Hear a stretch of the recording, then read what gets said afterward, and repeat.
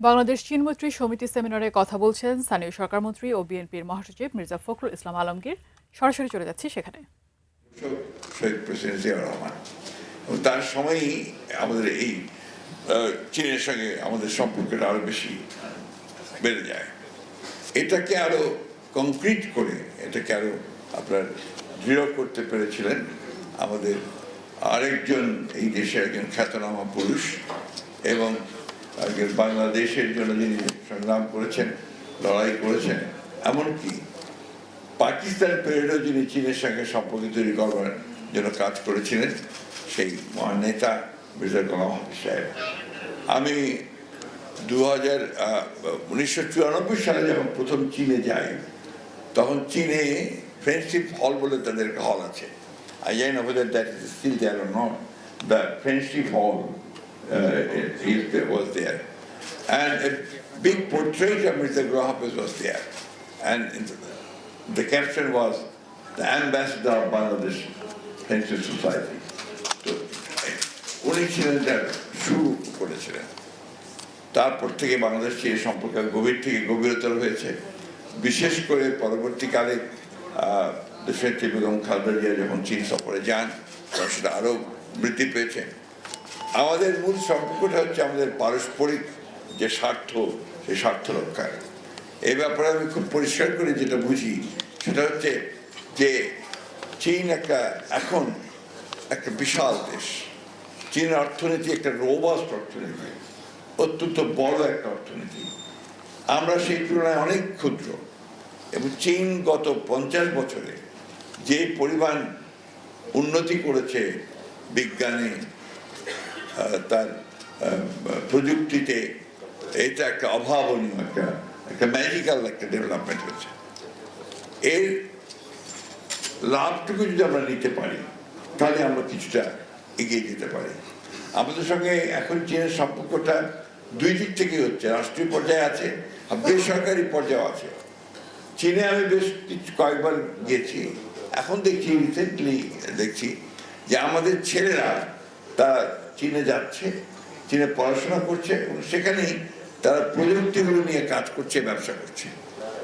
অনেক ছেলে এখন ভালো ব্যবসা করছে। আমাদের সামনে একজন বসে আছেন যিনি চীনে পড়াশোনা করেছেন চেং ইউনিভার্সিটিতে, চেং ইউনিভার্সিটিতে পড়িয়েছেন এবং চীনের একজন সুন্দরী মহিলাকে বিয়ে করেছেন। ফলে হচ্ছে তার একটা নতুন একটা সম্ভাবনা সৃষ্টি হয়েছে চীন বাংলাদেশ সম্পর্ককে একটা উচ্চতর স্তরে নিয়ে যাওয়ার। আমরা যেটা লক্ষ্য করছি যে আমাদের ইয়াং ছেলেরা, আমাদের যুবকেরা, তারা চীনে যাচ্ছে, ব্যবসা করছে, চীনের প্রযুক্তি আনছে এবং এখানে তারা চীনের সঙ্গে একটা বড় ব্যবসায়িক ক্ষেত্র তৈরি করেছে। আমাদের বাংলাদেশের প্রধানমন্ত্রী, আমাদের অত্যন্ত প্রিয় নেতা, ডাইনামিক নেতা, যিনি সম্পূর্ণ নতুন করে বাংলাদেশকে জগতের সামনে, বিশ্বের সামনে, আমাদের সামনে তুলে ধরার কাজ শুরু করেছেন, তারেক রহমান সাহেবের যে ভিজিট চায়নাতে, এই ভিজিট সেই সম্ভাবনাকে আরো বড় করে দিয়েছে। আমি এই ক্ষেত্রে অবশ্যই আমাদের চীনের অ্যাম্বাসেডর, রাষ্ট্রদূত, তার যে উদ্যোগ, তার যে আপনার ভূমিকা, এটাকে অবশ্যই অ্যাপ্রিসিয়েট করবো। I definitely appreciate your endeavor and your effort for establishing this great relationship with Bangladesh. In fact, he is a very aggressive diplomat, I must say that. I remember after the field of August of 1925, is that 24, most probably it was the 7th of August, he met me. You remember that, sir? So that was the beginning of a new era of friendship between Bangladesh Nationalist Party and Chinese Communist Party. And আমি সত্য কথা বলতে চাই, চীনের communist পার্টির সঙ্গে আমাদের যোগাযোগ কিন্তু অনেক দিনের, দীর্ঘদিনের।